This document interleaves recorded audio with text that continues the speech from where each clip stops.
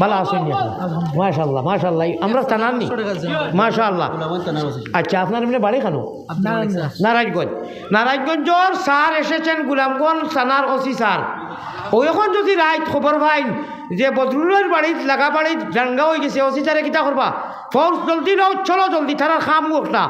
দেশ শক্তি আল্লাহ তাবারাক ওয়া তাআলার নবীজির হাদিসও আইছে যে দেশ প্রহরী দেশের রক্ষণাবেক্ষণা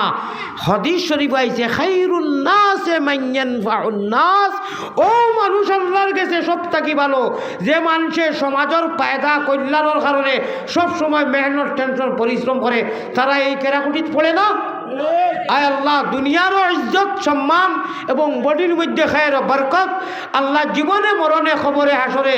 আর সমস্ত বাংলাদেশের আরক্ষী বাহিনী যা আছেন আল্লাহ মানুষ সমাজের কারণে খেদমতের কারণে ওরার তলাইর মধ্যে খায়ের বরকত এনায়েত ফরমাও।